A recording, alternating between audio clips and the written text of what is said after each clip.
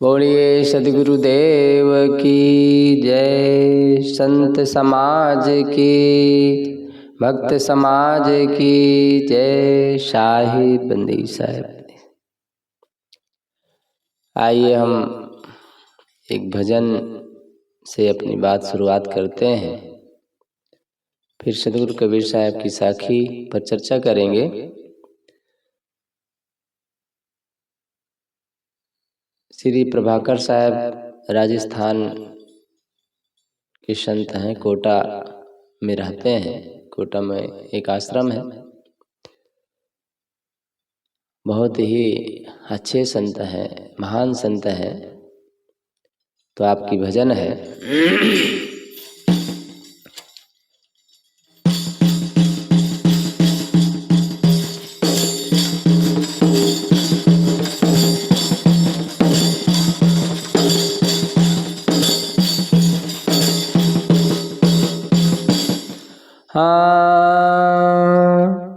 आओ आओ ना गुरु जी मेरे द्वार, सजाई मैंने आंगनिया। आओ आओ ना गुरु जी मेरे द्वार, सजाई मैंने आंगनिया। सजाए मैंने आंगनिया, सजाए मैंने आंगनिया। आओ आओ ना गुरु जी मेरे द्वार, सजाए मैंने आंगनिया। पर आंगन की करे सफाई, सुंदर साज सजाया। घर आंगन की करी सफाई, सुंदर साज सजाया। तेरे दर्शन की अभिलाषा मन में राज समाया। तेरे दर्शन की अभिलाषा मन में साज सजाया। मन में राज समाया। तेरे दर्शन की अभिलाषा मन में राज समाया। दर्शन देवो ना दयालु सरकार, सजाए मैंने आंगनिया।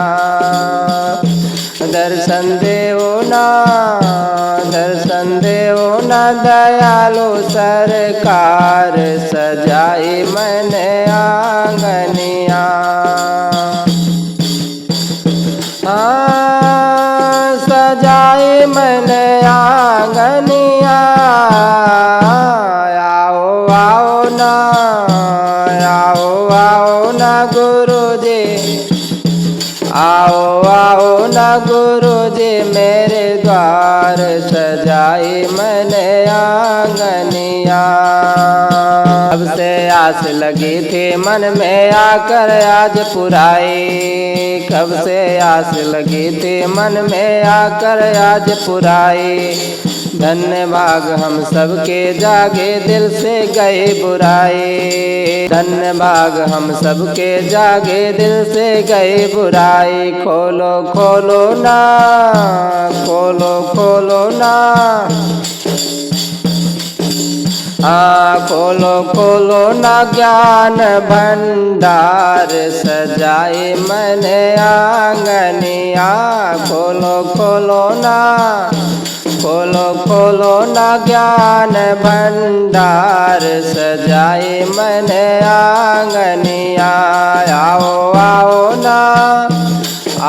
आओ ना गुरु जी मेरे द्वार, सजाए मैंने आंगनिया।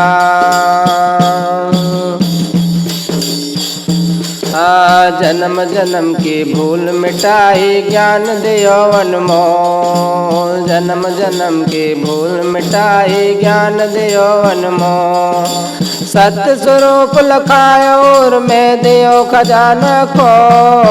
सत्य स्वरूप लखायो और मैं दियो खजाना को।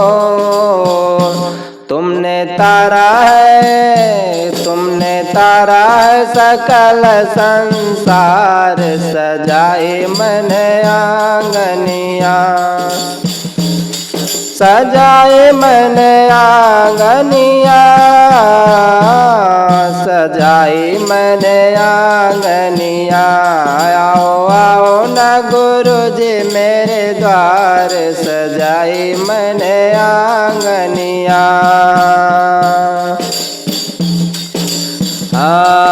गुरु की महिमा सब कोई गावे ऋषि मुनि वेद पुराण। गुरु की महिमा सब कोई गावे ऋषि मुनि वेद पुराण। धन रहे चैतन्य प्रभु जी तुमसे मेरी शान। धन रहे चैतन्य प्रभु जी तुमसे मेरी शान। प्रभाकर भूले न कभी उपकार सजाए मैंने आंगनिया। प्रभाकर भूले न कभी उपकार सजाए मैंने आंगनिया। आओ आओ ना गुरु जी मेरे द्वार सजाई मैंने आंगनिया। आंगनिया सजाई मैंने आंगनिया। आओ ना गुरु जी मेरे द्वार सजाई मैंने आंगनिया। सजाई मैंने आंगनिया। बोलिए सद्गुरुदेव की जय। संत समाज की, भक्त समाज की जय। शाही बंदीश है। अभी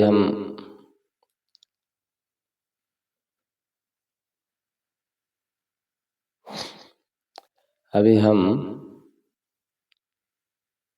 पूज्य श्री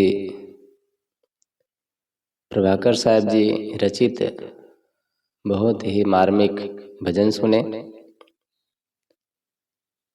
एक साधक, एक भक्त अपने गुरु के प्रति कैसी भाव रखे उस पर विशेष फोकस किया गया है। ऐसी भावनाओं की हमें ज़रूरत होती है, इस पर हमें गौर करना चाहिए। परम पूज्य गुरुदेव जी, अर्चनीय वंदनीय मुद मंगलमय संत समाज, धर्म प्रेमी सज्जनों, माताओं बहनों, आप लोगों के समक्ष एक साखी के माध्यम से कुछ बातें कहने का प्रयास करता हूँ। शब्द हमारा आदि का पल पल करहु याद। अंत फलेगे माहले ऊपर के सब बाद। शब्द हमारा आदि का पल पल करहु याद। अंत फलेगे माहले ऊपर के सब बाद। साहब आदि, देखो यहाँ पर आदि का मतलब अनादि होता है। आदि का मूल स्वरूप, आदि का मूल स्वरूप का शब्द हमारा आदि का मूल स्वरूप का। माहली माने अंतःपुर में जाने वाला सेवक, महल में रहने वाला, तात्पर्य में स्वरूप में स्थित चेतन। हमारे शब्द मूल चेतन स्वरूप के परिचायक हैं। अतः ऐसे शब्दों का निरंतर मनन चिंतन करो, इसके अंतिम फल में स्वरूप स्थिति रूपी महल के निवासी बन जाओगे। ऊपर की माया तो सब व्यर्थ है। यहाँ का भाव ये है। अंत फलेगी माहली, माहली चेतन आत्मा, महल घर, असली घर हमारा अपनी आत्मा है। शब्द हमारा आदि का, सदगुरु कबीर साहब कहते हैं हमारा जो शब्द है या हम चेतन की दृष्टि से भी कह सकते हैं, अपनी आत्मा की तरफ से। मानो सदगुरु कबीर साहब कहते हैं कि जो हमारा शब्द है वो आदि का है, माने उस तत्व के परिचायक है जो अनादि से है। दुनिया में दो ही चीज सच है, सामने है, दिखाई देता है। एक का अनुभव में लिया जाता है, अनुभव से समझा जाता है, एक को सामने प्रत्यक्ष में दिखाई देता है। अपनी आत्मा को अनुभव करना पड़ता है, चिंतन करना पड़ता है, तब वो समझ में आता है। और बाहर जो है वो सब दिख रहा है, सामने है, प्रत्यक्ष है। उसके लिए सदगुरु कबीर ने एक साखी कही है, कहूँ तो है नहीं, नहीं कहा नहीं जाए, हाँ नाही के बीच में साहेब रहा समाए। ये तो है ही है एक साखी, लेकिन बीजक की साखी है, ये बीजक की साखी नहीं है कहूँ तो है नहीं, दोए कहूँ तो गारी, है जैसा रहे तैसा कहें कबीर विचार। साहब यहाँ पर है कहूँ तो है नहीं, दोए कहूँ तो गारी, है जैसा रहे तैसा कहें कबीर विचार। यहाँ का भाव है कि है कहता हूँ तो है नहीं, मतलब अगर कहूँ कि है सब सत्य है तो है नहीं, क्योंकि सत्य कहाँ है, जहाँ शरीर छूटा सब खत्म कहानी। और फिर व्यवहार में भी देखा जाता है सब परिवर्तन हो रहा है, आज कुछ दिखाई देता है, कल कुछ दिखाई देता है। अपने शरीर में आप अनुभव किए होंगे, कभी कभी मोटा ताजा बढ़िया सुंदर दिखाई देता है, कभी कभी इतना कमजोर, इतना दुबला पतला दिखाई देता है। अनुभव अंदर से एहसास हुआ होगा कई बार। कभी कभी सुबह पहाड़ बिल्कुल ऐसा लगता है बिल्कुल आनंद आ रहा है, कभी कभी ऐसा मुरझाया हुआ अनुभव होता है। तो परिवर्तनशील संसार है ही, यहाँ सब कुछ बदलता रहता है। और एक दिन ऐसा भी होगा कि सब कुछ नष्ट हो जाएगा, सब कुछ खराब हो जाएगा, अपने लिए सब बेकार हो जाएगा। ऐसा नहीं है कि वो नहीं रहेगा, है कहूँ तो है नहीं, हाँ एक कहूँ तो है नहीं, मैंने एक कहता हूँ, यहाँ पर एक कहता हूँ तो है नहीं, दो कहूँ तो गारी, हाँ यहाँ पर ये भाव है ना ही के बीच में साहेब रहा समाए, वहाँ पर ये अलग साखी है। सदगुरु कबीर साहब की साखी ये एक कहूँ तो है नहीं, दो कहूँ तो गारी, है जैसा रहे तैसा कहें कबीर विचार। एक साखी और है, झूठ झूठा कह डारो मिथ्या यह संसार, ते कारण मैं कहा हूँ जाते हुए उबार। झूठ झूठा कह डारो, झूठ को झूठा समझ करके छोड़ दो, झूठ झूठा कह डारो मिथ्या यह संसार, क्योंकि ये सब मिथ्या है। ये अपने आप में मिथ्या नहीं है, अपने आप में वो है, पूर्ण है, दिखाई दे रहा है, सही है। देखो यहाँ पर ये चौकी है, तखत है, टेबल है, आप लोग बैठे हैं, सब कुछ तो है, झूठ कैसे हो सकता है। लेकिन साहब कहते हैं झूठ समझो, झूठ झूठा कह डारो, झूठ को झूठा समझो, झूठ कहना ही पड़ेगा, झूठ झूठा कह डारो मिथ्या यह संसार, क्योंकि एक दिन ये सब मिथ्या हो जाएगा। अपने आप में सही होते हुए भी हमारे लिए मिथ्या हो जाएगा, झूठ हो जाएगा। और मैं इस बात को इसलिए कह रहा हूँ, क्यों कह रहा हूँ, जाते हुए उबार, इसलिए कह रहा हूँ ताकि हमारा कल्याण हो। क्योंकि न कहने से इतना हम अपना गहराई से उसमें तादाद बना लेते हैं, इतना मान्यता बना लेते हैं कि ऐसा लगता है सदा बना रहेगा, सदा सदा के लिए हमारे पास रहेगा। अरे हमारा बचपना का शरीर ही हमारे साथ नहीं है, जवानी भी चली गई है, अगर जवानी तो भी चली जाएगी, बुढ़ापा आ जाएगा। जो शरीर जो चमक रही वो एक दिन नहीं रह जाएगा।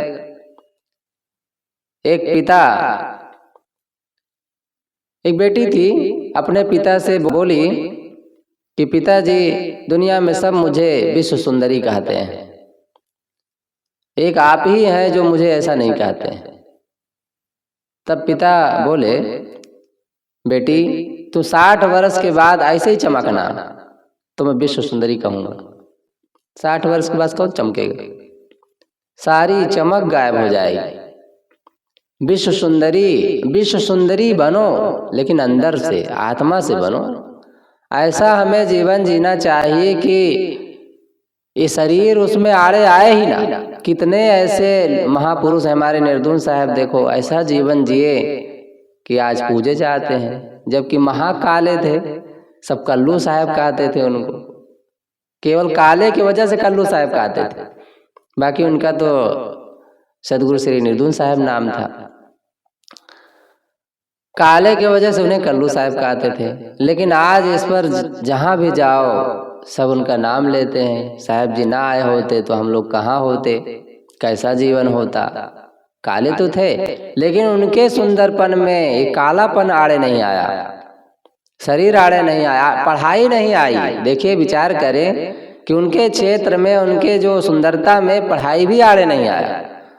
आज जो दुनिया में पढ़ाई का लोग महत्व देते हैं, ऐसा नहीं कि महत्व नहीं है, अपने जगह पर इंग्लिश का महत्व है, अपने जगह पर हिंदी का महत्व है, अपने जगह पर पढ़ाई का महत्व, डिग्री का महत्व है, लेकिन चरित्र का, जीवन का सबसे ज़्यादा महत्व है।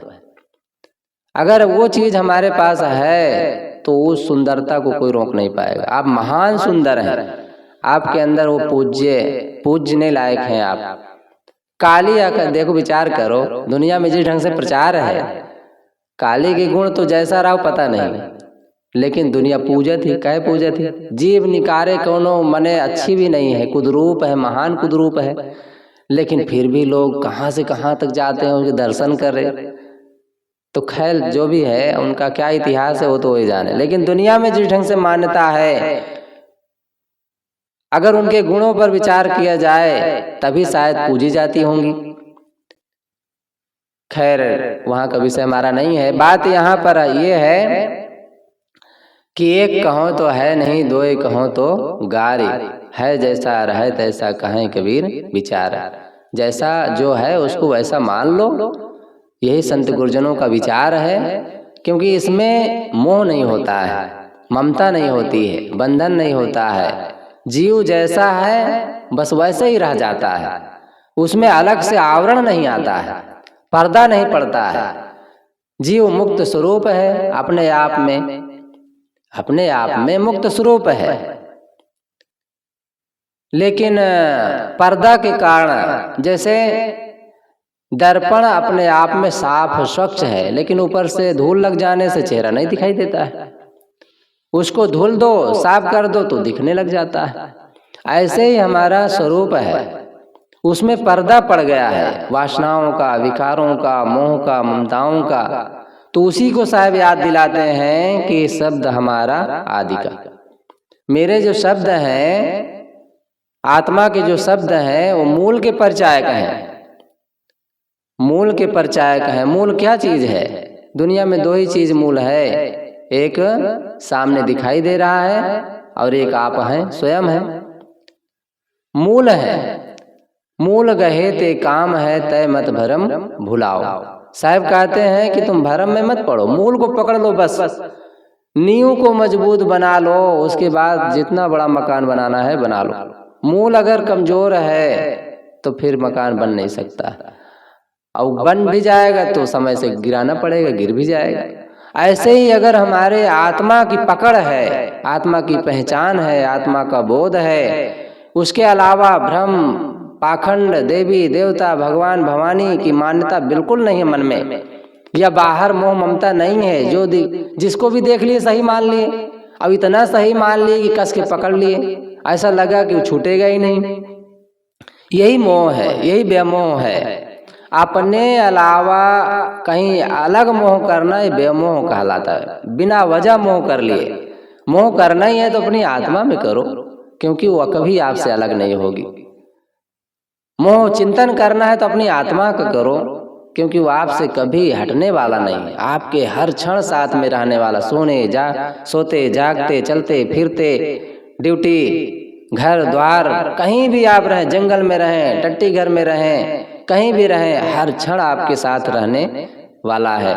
आप उससे कभी अलग हो नहीं सकते, क्योंकि आप स्वयं वही हैं। तो अलग कहाँ से होंगे? आप स्वयं वही हैं। यह बात की पहचान, यह बात का बोध होना बहुत जरूरी है। बस उसी को साहब याद दिलाते हैं कि शब्द हमारा आदि का, मेरे जो शब्द हैं उसी की पहचान कराते हैं। दुनिया के जो शब्द हैं वो दुनिया की पहचान कराते हैं। जो हमसे अलग ले जाएं, हमारे से अलग जो दूर कर दे, ऐसे शब्द हमें दुनिया की पहचान करा सकते हैं। बाहर से पद दिला सकते हैं, डिग्री दिला सकते हैं, और भी तमाम तरह के मित्र साथी बना सकते हैं, वाहवाही मिल सकती है, लेकिन अंततः वो सब छूट जाएगा। बाहर का जो भी शब्द है, बाहर का जो भी परिचय कराता है, जो शब्द बाहर का परिचय कराता है, ऐसा नहीं कि उस शब्दों की जरूरत नहीं है, उसके परिचय की जरूरत नहीं है, उसकी जरूरत है, लेकिन एक दिन वह छूट जाएगा, यह भी हमें ख्याल रखना चाहिए। हमें ऐसे पद की जरूरत है, ऐसे धन की जरूरत है, ऐसे खजाना की जरूरत है, ऐसे ज्ञान की जरूरत है, ऐसे नियम की जरूरत है जो हमसे कभी अलग ना हो। वो क्या चीज है? अपनी आत्मा। साहब कहते हैं कि शब्द हमारा आदि का, मेरे जो शब्द हैं आदि के परिचायक हैं। देखो यहाँ आदि शुरू को कहते हैं, लेकिन सच्चाई यहाँ पर यह है कि आदि मूल जो नष्ट ना हो, सदा से हो, उसे आदि कहा गया। वो अनादि से माना जाएगा। अनादि से जो हो वो तत्व है आप स्वयं। वो कभी बनी नहीं, बिगड़ी नहीं। अगर कुछ बनता है तो शरीर बनता है, और जो बनी होती है वो बिगड़ जाती है, जो मिला होता है वो बिछुड़ जाता है। बनना बिगड़ना ये संसार का खेल है। अगर कुछ चीज बन रही है तो समझ लो एक दिन बिगड़ जाएगी, कुछ चीज मिल रहा है तो समझ लो एक दिन बिछुड़ जाएगा। हमें उस चीज की खोज करना है, हमें उस चीज की जरूरत है, उन शब्दों की जरूरत है जो हमें मूल के परिचय दें, मूल का परिचय कराएं, हमारी आत्मा का परिचय कराएं, क्योंकि हमारी आत्मा हमसे कभी अलग नहीं होती है। हमारी आत्मा हम स्वयं हैं। सद्गुरु विशाल देव कहते हैं, हमारे हम हमको याद रहे। हमारे हम हमको याद रहे, कितनी बड़ी बात है। इसमें घमंड भी हो सकता है, लेकिन सच्चाई है, ये घमंड सबको जरूरत है। इस घमंड में कोई दुख नहीं है, इस घमंड में कोई पीड़ा नहीं है। घमंड दो प्रकार का होता है, अहंकार दो प्रकार, सारे शब्द दो प्रकार के अर्थ देते हैं। एक अर्थ अपनी आत्मा के लिए होता है, एक अर्थ संसार के लिए होता है। हमें किस अर्थ की जरूरत है, हमें किस चीज की जरूरत है? हमें ऐसे चीज की जरूरत है जो हमसे कभी अलग ना हो, वो हमारी आत्मा है। जो शब्द हमारी आत्मा के परिचय कराएं वही हमारा शब्द है, वही हमारा काम के शब्द है, और वही हमारे जीवन का उद्धार करने वाला है। अपनी आत्मा से जो अलग कर देता है, ऐसे शब्दों की जरूरत जीवन में नहीं होती। होती भी है तो बहुत थोड़ी देर के लिए उसका उपयोग कर ले, उसके बाद अपना काम खत्म करें, उससे ममता हटाएं। संसार की जरूरत हमें पेट के लिए है, पेट से ही दुनिया से भेंट है। अगर पेट ना होता, आपको भूख ना लगती, तो शायद किसी की जरूरत ना पड़ती। ये पेट के कारण ही आदमी ना जाने कहाँ कहाँ जाता है, नौकरी करता है, ड्यूटी करता है, बम्बई जाता है, दिल्ली जाता है, कलकत्ता जाता है, लोगों से मिलता है, दुकान में जाता है। ये पेट के कारण। पेट ना होता तो एक किनारे अपना पड़ा रहता, अब पेट ना होता तो भेंट ही ना होता, किसी से जन्म ही ना होता। ये पेट के कारण ही अनेक वासना बन जाते हैं, विकार आ जाते हैं मन में, और तमाम तरह के बंधन बन जाते हैं। आप ही घर यापन, आप ही बर यापन घर बंदा।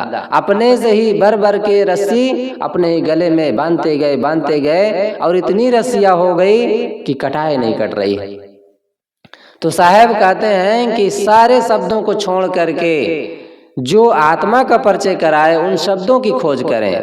और वो सद्गुरु कबीर साहब कि शब्द उस शब्दों के परिचय कराते हैं, उस तत्व के परिचय कराते हैं। शब्द हमारा आदि का, पल पल करो याद, क्षण क्षण उन शब्दों को याद करो। अगर समझ में आ जाए कि ये शब्द हमारे काम का है, हमारी आत्मा के बोध देने वाले हैं, तो बार बार उसको याद करो, बार बार याद करो। याद करने से मन को संतोष मिलेगा, मन बहिर्मुख से अंतर्मुख बनेगा और फिर धीरे से अपनी आत्मा का भी अनुभव करेगा। अपनी आत्मा को पाने के लिए मन को अभ्यास कराना पड़ेगा, ऐसे अभ्यास नहीं करेगा। संत गुरुजनों की शरण, उनका सहारा, उनका ज्ञान, उनका विचार अच्छा लगे, महसूस करें। हमारी बातें हमें अच्छी लगती है, हमारे मन के खिलवाड़ हमको अच्छे लगते हैं, हमारा मन जो जो कहता है सब हमको अच्छा लगता है। अब बस उसी ढंग से हम करते चले जाते हैं। हमारा मन कहता है आज नहीं नहाएंगे, नहीं नहाए। संतों के शब्द थोड़ी हैं, संतों के शब्द कहते नहीं सुबह नहाना चाहिए, सुबह नहाने से तरोताजा मन हो जाता है। ठंडी कितनी देर के लिए लगती है? थोड़ी देर के लिए लगती है, नहा लो, खत्म कहानी। जब तक अलसाते रहोगे तब तक ठंडी लगती रहेगी, और फिर नहाने के फिर अलसाते अलसाते 12 बज जाएगा, 1 बज जाएगा। फिर अब मजबूरी है नहीं नहाना, नहाए भी ना, मन समझाता रहेगा आपको क्या जरूरत है, जरूरी है क्या नहाना। अरे मन संगा तो कटौती में गंगा, ऐसा ऐसा पढ़ना पढ़ा देगा कि आपको उसकी बात मानना पड़ेगा, अच्छा लगेगा। क्योंकि हमारा मन है ना, हमारी बनाई हुई चीज चाहे कितनों बेकार हो हमें अच्छी लगती है। हमारी सब्जी बनाई हुई हमें बड़ी अच्छी लगती है, चाहे नमक ज्यादा हो जाए, बड़ी प्रशंसा करते हैं कि हाँ हमारी बहुत अच्छी बनी, बहुत अच्छी बनी। या भोजन पानी जो भी है अगर हमारा बनाया है तो हमें अच्छा लगेगा। हाँ दूसरा बनाता तो कुछ न कुछ नुक्ता चीनी हो जाती। ये मन का खेल है। तो मैं कह रहा था शब्द, संतों के शब्द क्या हैं? संतों के शब्द हैं जो तू चाहे मुझको, सदगुरु कबीर साहब कहते हैं जो तू चाहे मुझको, छाड़ सकल की आस, मुझ ही ऐसा होए रहो, सब सुख तेरे पास। अगर तुम सुखी होना चाहते हो, शांत स्वरूप का बोध चाहते हो और उसमें ठहरना चाहते हो, तो मेरे जैसा बनने का प्रयास करो। मेरे जैसा बनने का मतलब वैसा कपड़ा पहन ले, दाढ़ी बढ़ा ले, जटा बढ़ा ले, टीका लगा ले, चंदन लगा ले और बढ़िया से मस्त घूमे, लोगों के पैर दिखा दे, लो पूजो, पैर बढ़िया छुओ। ये है उनके जैसा बनने का। उनके जैसा गंभीर बनना, उनके जैसा एक प्रकार से अंदर से आत्मा तत्व के खोजी बनना, आत्म तत्व के जानकार बनना, अथवा उसमें ठहराव करने का अभ्यास करना, उसमें स्थित होने का अभ्यास करना, ये उनके जैसा बनने का है। साहब कहते हैं जो तू चाहे मुझको, छाड़ सकल की आस। बाहर की आशा अर्थात जो मन के द्वंद्व हैं, मन की जो मान्यताएं हैं उसको छोड़ो। अगर हम संतों के पास आए हैं तो सब संतों के शब्द हमें अच्छे लगने चाहिए, उसमें हाँ हुंकारी होनी चाहिए कि हाँ साहब आपके शब्द बहुत अच्छे हैं। मजबूरी की बात अलग है, कोई कारण है, कोई दिक्कत है, बुढ़ापा है, शरीर में रोग है, तो तमाम तरह की बाधाएं हैं, तो भाई मजबूरी आ जाती है। लेकिन अगर कोई मजबूरी नहीं है तो संतों के शब्द को अपने हृदय में धारण करना चाहिए और एहसास करना चाहिए कि नहीं इसी की मुझे जरूरत है। बाकी मन तो कहेगा क्या जरूरत है उठने की, अभी 5 बजे उठना जरूरी है क्या, 4 बजे उठना जरूरी है क्या, बताओ। अभी से घंटी बजा दिए और सोने नहीं दिए, डिस्टर्ब कर दिए, बहुत कुछ मन में बात आएगी। लेकिन समय जो है संतों का समय है कि भाई 4 बजे उठ जाओ। मान लो 4 बजे नहीं उठ सकते तो 5 बजे तो उठ ही जाओ, और 5 बजे उठ करके तुरंत तैयार हो करके नहा धो करके, आधा घंटा बहुत समय रहता है, जाओ सीधा शौच मैदान जाओ, पानी पियो, शौच मैदान जाओ, उसके बाद अपना नहा लो तुरंत। फिर ध्यान सत्संग तो होता ही है, नियम ही है, उसका पालन करते ही हैं। ये मन की ढिलाई के कारण कई बार वो भी पालन नहीं कर पाते हैं, ये हमारे मन की कमजोरी है, अपने मन को समझाना चाहिए। सदगुरु कहते हैं कि मेरे जो शब्द हैं वो आदि के परिचायक हैं, लेकिन अब ऐसे शब्दों को हम धारण ही नहीं करेंगे, छुएंगे ही नहीं, मानेंगे ही नहीं, तो आप आदि का परिचय कैसे होगा, अपनी आत्मा का परिचय कैसे होगा। अपनी आत्मा का परिचय अगर चाहते हैं, अपनी आत्मा का बोध यदि चाहते हैं, तो संतों के गुरुजनों के बातों को अच्छा महसूस करें, उनकी बातों पर खुशी महसूस करें कि बहुत अच्छा कर रहे हैं। ये मन को ऐसे नहीं तराशा जाता है। बच्चा पढ़ना नहीं चाहता है। शुरू में जब बच्चे को पढ़ाने के लिए माता पिता स्कूल भेजते हैं तो रोता है, लौट जाता है, परेशान होता है। वो जबरदस्ती ले जा करके नाम लिखा देते हैं, पकड़ते हैं, चल तुझे जाना ही है। एक लड़का था, नहीं जा रहा था स्कूल, तो पिताजी जबरदस्ती उसको ले गए स्कूल। वो बस्ता छोड़ करके गेट के पास छोड़ के भाग आया। तो कहाँ है साले ससुरे, ऐसे आज करके नालायक लड़का पैदा होते हैं। बताओ, इसी के हित के लिए हम पढ़ाते हैं, पढ़ता ही नहीं है। अपने शब्दों में वो ऐसा बोला और वो बस्ता लेकर के घर में गया। कहा चल तू पढ़ेगा नहीं ना, कोई बात नहीं, मैं भट्टा में काम करता हूँ, ईंटा, चल ईंटा ढोते हैं दोनों जन। ले गए, लाद देखा, ले और लाद, पकड़ा दिए हाथ में उसको 2 ठो। अब मारे पीछे से एक डंडा का, चल खींच जोर से। अब जब 2-3 डंडा पड़ा तो भागा जोर से, फिर बस्ता की ओर। कहा रुक रुक रुक रुक, पकड़ पकड़ पकड़, काहे भाग रहा है? वो भागा, कहा अरे आज से पढ़ूंगा, आज से पढ़ूंगा। पहुंचा, सीधा स्कूल पहुंच गया। ये मन को काम दो, अपने आप पढ़ने लग जाएगा। उसको हम काम नहीं देते हैं। हाँ, सोने के लिए कहा दे तो तुरंत सो जाएंगे, लेटने के लिए कहा दे तुरंत लेट जाएंगे। अगर ये मन कहा दे कि किसी की बात नहीं मानूंगा तो तुरंत मान लेंगे। अगर मन कहा दे कि नहीं ध्यान अभी नहीं करेंगे तो उठ के चल देगा। ये मन की बात हम मानते हैं। अरे मन को मनाओ कि नहीं तुम्हें ध्यान करना है। सभी संत तो ध्यान कर रहे हैं, तू क्यों नहीं करेगा? चल कर। सब तो पढ़ रहे हैं, तू क्यों नहीं पढ़ रहा है? चल पढ़। सब तो सेवा कर रहे हैं, चल तुझे भी सेवा करना है। उसको मन को समझाओ ना संतों के अनुसार। लेकिन नहीं, कहाँ मन को समझा पाते हैं। साहेब कहते हैं, संत गुरुजन कहते हैं, सतगुरु कबीर साहब कहते हैं, मेरे जो शब्द हैं आत्मा के परिचायक हैं, आत्मा के परिचायक हैं। आत्मा में ही सुकून है, आत्मा में ही शांति है, आत्मा में ही सुख है। बस आत्मा की खोज होनी चाहिए। लेकिन अब खोज करने के लिए सद्गुरु संतों के शब्द चाहिए, उनकी वाणी चाहिए, उनकी बातें चाहिए, क्योंकि उनकी बातों में ही हम अपना कल्याण कर सकते हैं। हमारे शब्द तो आज तक हमारा दुख ही दिए ना हमको। हमारे जितने शब्द, हमारी जितनी मान्यताएं थी, आज तक केवल शरीर बनाने का काम किए हैं, शरीर पोषने का काम किए हैं, पेट पालने का काम किए हैं, नौकरी धंधा पद सम्मान इसके लिए काम किए हैं। अपनी आत्मा के लिए काम थोड़ी किए हैं। हमारे जो भी शब्द थे संसार में भटकाने वाले काम किए हैं। लेकिन संतों के शब्द हमें संसार से बाहर, देखो संतों की कृपा हुई, संसार छूट गया, घर छूट गया, परिवार छूट गया, खेती बाड़ी छूट गई, अब आश्रम में आ गए, सद्गुरु संतों के शरण में आ गए। कितना बड़ा उपकार है। अब धीरे से जो घर का मोह है, जो हमारे मन की मान्यताएं हैं, जो पकड़ है, अब उसको छोड़ना हमारा काम है। संतों के शब्द यहाँ तक खींच रहा है। अब हमारा काम है कि अपने मन के जो द्वंद्व है, क्योंकि अब संत उसको नहीं जान पाएंगे, चेहरे से कुछ बातें परखेंगे। साव चोर की घाट, अंतर घट की करनी, निकरे मुक्की बाट, बोलत ही पहचानिए। साव चोर की घाट, अंतर घट की करनी, निकरे मुक्की बाट। सद्गुरु संत केवल बोलने पर कुछ बातें परख लेंगे, लेकिन ज्यादातर हमारे मन के जो द्वंद्व है, हमारे मन की जो वासनाएं हैं, हमारे मन की जो ढिलाई है, वो हम ही परखेंगे।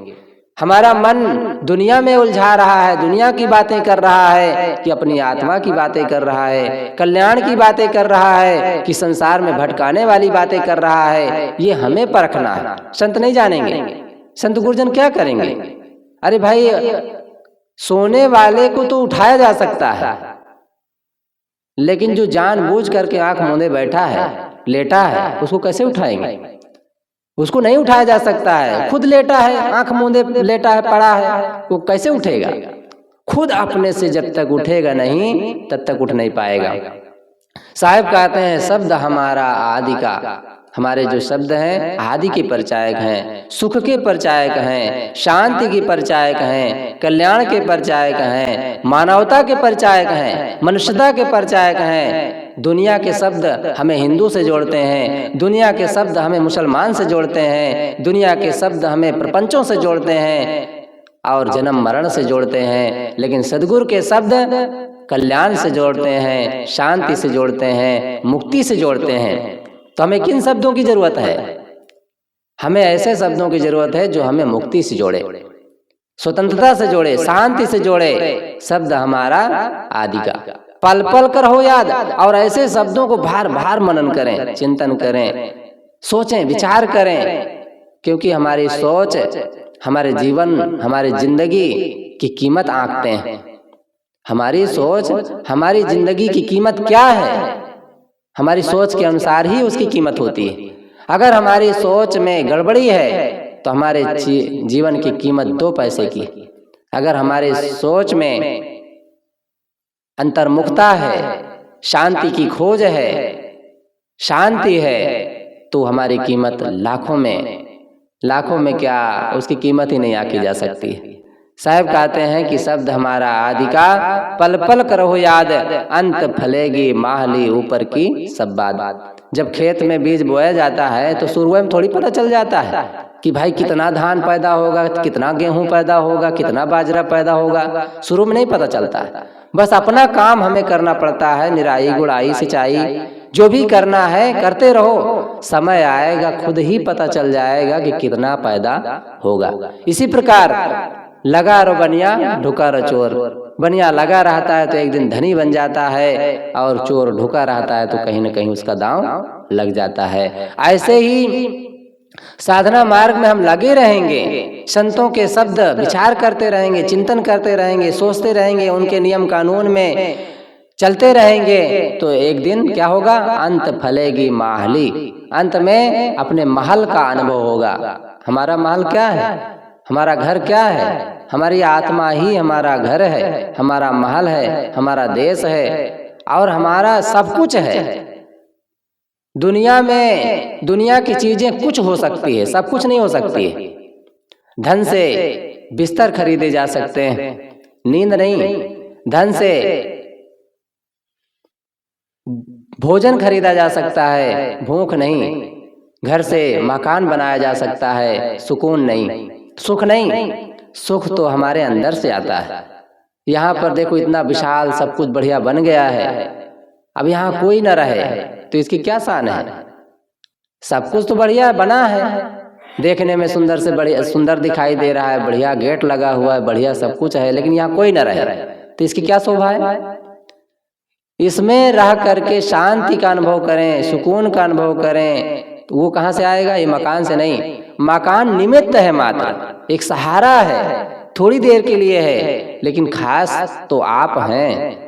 अगर आप हैं तो झोपड़ी भी आपको सुख दे सकती है, आप हैं तो आपको नमक रोटी भी सुख दे सकती है, आप हैं तो आपकी टूटी खाट में भी बढ़िया नींद आ सकती है। अगर आपका बोध अपने आप का बोध नहीं है तो अंत फलेगी माहली का अनुभव नहीं होगा। अंत में जो फल है, जैसे गेहूं धान बोने के बाद जो अंत में रिजल्ट आने वाला है, तो अंत में ही पता चलेगा ना। ऐसे ही जो अपने आप का जो खजाना है, अपना जो देश है, अपना जो घर है, अपना जो मकान है, महल है, वो अंत में ही पता चलेगा। अंत में पता चलने का मतलब पूरा ज्ञान का उपयोग करने के बाद, पूरा जो हम ज्ञान, जैसे सदगुरु कबीर साहब का शब्द है, इसका पूरा उपयोग करो अपने जीवन में, तो अंतिम में रिजल्ट अपने आप समझ आ जाएगा। बिना उपयोग किए, जैसे हमने बता दिया कि ये रास्ता इलाहाबाद का जाता है, तो यहाँ से बता दिया गया है, ये शब्द है, पूरब की तरफ चल दो, ये कौशाम्बी वाली रोड पकड़ लो, सीधा इलाहाबाद चले जाओ, ये हमने शब्द कह दिया। सदगुरु कबीर साहब के शब्द बस ऐसे ही है, इशारा कर दिया है, लेकिन उपयोग कौन करेगा? उसका उपयोग हमें करना पड़ेगा। अब चल करके उसमें चलो तो पता चल जाएगा कि अंत में इलाहाबाद मिलता है कि नहीं मिलता है। इसी प्रकार हम उस शब्दों को पकड़ें, उस पर चलने का प्रयास करें, तो अंतिम में खुद ही पता चल जाएगा कि शांति मिलती है कि नहीं मिलती है। सदगुरु अभिलाष देव, कई लोग कहते हैं, एक मुझे बता रहे थे, कहा साहब शांति उनती मिलती नहीं है, बेकार में कोई मतलब नहीं है, और संतों का अपना धंधा है, अपना कुछ अपने ढंग से बताते रहते हैं, संसार का अपना धंधा है, हम लोग भी उसी में लगे हैं, चल रहे हैं, बस हो गया। एक जीवन निर्वाह के लिए काम करना है, बाकी यहाँ शांति होती मिलती नहीं, कोई शांत नहीं है। हम कहे ये तुम्हारी चीज है, तुम्हारे शब्द हैं, तुम्हारी बातें हैं, ये तुम्हारे मन की बातें हैं। वास्तव में अभी उस गहराई में उन शब्दों को आप पाए ही नहीं, पकड़े ही नहीं। अनुभव कहाँ से होगा? खाने के पहले ही कह ले अरे भूख कुछ नहीं होता साहब, भोजन वोजन खाने से कुछ नहीं होता है, खाया ही नहीं, अब पहले चिल्ला दिया तो कैसे पता चलेगा? जब उसको खाओगे तो स्वादों को पता चल जाएगी, और पेट भरता है, ताकत आती है कि नहीं आती है, इसका भी पता चल जाएगा। ऐसे ही जब हम संत गुर्जरों के शब्दों का प्रयोग करते हैं तो अपने आप पता चल जाता है कि लाभ मिलता है कि नहीं मिलता है, शांति मिलती है कि नहीं मिलती है। तो साहब कहते हैं शब्द हमारा आदि का, पल पल करहु याद, अंत भले की माहली, ऊपर की सब बात। संतों का ज्ञान तो ऐसा ज्ञान है जो कोई आश्रम का मोहताज नहीं है, किसी संप्रदाय का मोहताज नहीं है कि हम फलाने संप्रदाय में रहेंगे तभी वो ज्ञान काम करेगा, किसी आश्रम में रहेंगे तभी वो ज्ञान काम करेगा। उसके लिए तो साहब कितना सरल उपाय बताते हैं, जो गुरु बसे बनारसी, शिष्य समुंदर तीर, बिसराए बिसरे नहीं, जो गुण होए शरीर। कितनी बड़ी बात है। साहब कहते हैं कि मेरे जो ज्ञान है बस उसका उपयोग करो, फिर तुम समुंदर के किनारे हो कि गुजरात, दिल्ली, बंबई, कलकत्ता में हो कि बनारस में हो, काशी में हो, इसका महत्व नहीं है।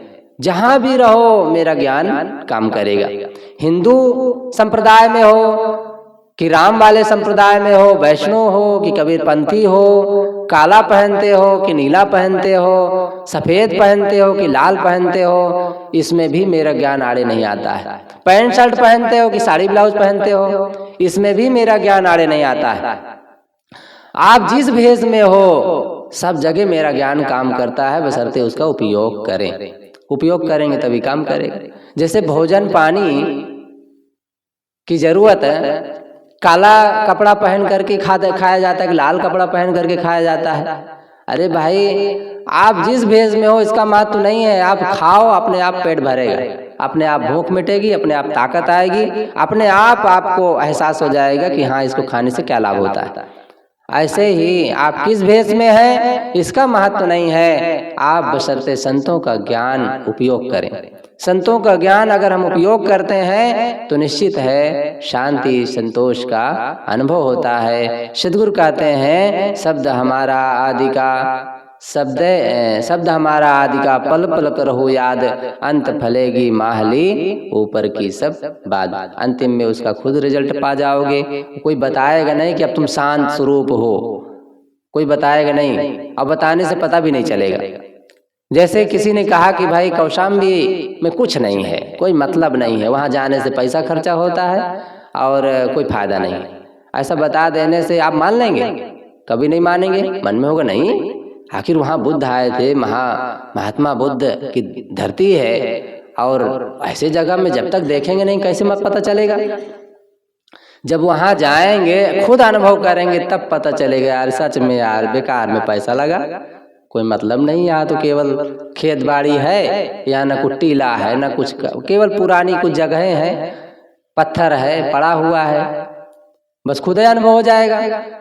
तो ये अंत में खुद उसका काम करो, उस पर जाओ तब एहसास होता है। ये अपना अनुभव खुद है। कई बार संतों से अरे वहाँ कोई मतलब नहीं है, बेकार में अपना मन लगावे, समय बर्बाद होता है, लेकिन मन में होते एक बार जाके देख आते तो अच्छा होता। ऐसा होता है ना? तो एक बार जब खुद देख लोगे तो खुद ही पता चल जाएगा। ऐसे ही आत्मा के बारे में भी अब कोई कितना कहे कि शांति होती, कुछ नहीं होती, बेकार में फालतू लगे रहते हैं, उससे कुछ नहीं होता है, चाहे जितना कहें। लेकिन जब शांति का अनुभव करेंगे तो खुद एहसास हो जाएगा यार बेकार में हम ऐसा कह रहे थे, बिल्कुल धोखा था हमारा और हम कुछ नहीं जानते थे। अभी बड़े बड़े वैज्ञानिकों ने भी सद्गुरु संतों के भी बातों को एहसास किया कि उनके पास रह करके हमें सीखना चाहिए, क्योंकि वो एक से एक खोज कर लिए लेकिन आत्मा की खोज आज तक नहीं कर पाए, आत्मा की वास्तविकता को नहीं जान पाए। इसलिए वो भी दुखी रहते हैं, वो भी हैरान रहते हैं, वो भी अंदर से दुखी और दुख का अनुभव करते हैं। लेकिन आत्मा का जो प्रेमी होता है, आत्मा की जो खोज करने वाला होता है, चाहे बुढ़ापा हो, चाहे रोग हो, चाहे कैंसर जैसे भयंकर बीमारी हो, उस समय भी वो गदगद रहता है, मुस्कुराता रहता है। इस संतों में देख करके कई प्रमाण ऐसे मिलते हैं। अपने गुरुदेव ही बताया करते हैं कि सदगुरु श्री प्रेम साहब लकवा मारे हुए था, शायद उनका पूरा शरीर में पालिश था, लेकिन फिर भी कहाका मार करके हंसते थे। ये क्या है? आत्मा का बोध। आत्मा का बोध उन्हें सुख दे रहा है, शांति दे रहा है। उस अवस्था में भी कोई खीज नहीं, कोई उदासी नहीं, कोई टेंशन नहीं, कोई दुख नहीं, कोई पीड़ा नहीं। कितनी अच्छी बात है उस अवस्था में, क्योंकि वो काम किए हैं, आत्मा का काम किए हैं, आत्मा की स्थिति का काम किए हैं, तो निश्चित है उसका लाभ ले रहे हैं। उस अवस्था में भी खुश हैं। और हम गांव में जाके देख लो, अरे साहब का बताएं ना सर, ये मौत आवे ना कुछ का, ऐसे ऐसे कई रोना आपको सुनने को मिल जाएगा। अंदर ही अंदर खींचते रहते हैं, बहू ऐसी है, बेटवा ऐसा है, माँ बात नहीं मानते हैं, खींचते रहते हैं, क्योंकि हर समय उनका मन बाहर लगा रहता है। कभी ये भी नहीं ख्याल करते हैं कि शरीर बुढ़ा गया है, आधा से ज्यादा मर चुका है, थोड़ा से और बचा है, अब इसको ठीक से मारे। पूरा तो बिना मारे मर गया, लेकिन अब इसको अगर नहीं मारेंगे तो ये भी मर जाएगा। अब मर जाएगा तो ऐसा थोड़ी कि शांति मिल जाएगी। उसको ठीक से मारें। ठीक से मारने का मतलब कम से कम बुढ़ापा में तो शांत रहे। क्यों खींचते हैं, क्यों झंखते हैं, क्यों दूसरे की शिकायत करते हैं?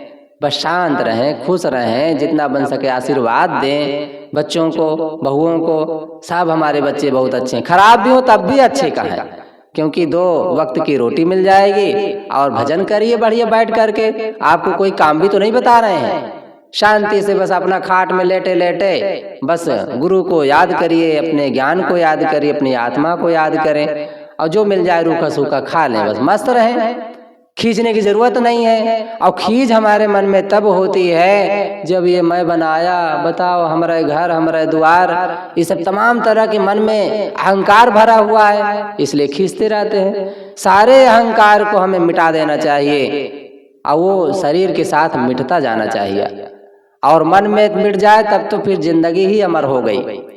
मन में खास चीज है, मन में मिट जाए। शरीर से तो लोग लाचार होके मिटा देते हैं। अब क्या करें, मजबूरी में अब कोई बस तो चलता नहीं है, तो मौन होना पड़ता है, रहना पड़ता है, सहना पड़ता है, पड़े रहते हैं, अंदर अंदर खींचते रहते हैं। और ऊपर से अब अहंकार करके करेंगे क्या? क्योंकि अहंकार दिखावे तो उठा के पैर झटक दें उधर, तो अहंकार तो कर नहीं सकते, मजबूर है वहाँ। लेकिन अंदर से भी अगर हमारा अहंकार दूर हो जाए, अंदर से हम निर्द्वंद हो जाएं, स्वतंत्र हो जाएं, शांति का अनुभव करें, तो साहब कहते हैं कि शब्द हमारा आदि का, पल पल करहु याद, अंत फलेगी माली ऊपर की सब बात। साहब जी इसमें बहुत ही मार्मिक, बहुत ही गहन गंभीर बात उस आत्म तत्व का परिचय कराते हैं जो हमारी चीज है, हमसे कभी अलग नहीं होती है, हमसे कभी बिछुड़ नहीं सकती है, जो कभी बनी नहीं तो बिगड़ेगी क्या। तो उसका चिंतन करना है, उसका मनन करना है। आज यहीं पर अपनी बातों को समाप्त करते हैं। बोलिए सद्गुरुदेव की, संत समाज की, भक्त समाज की। साहेब बंदगी, साहेब बंदगी, साहेब।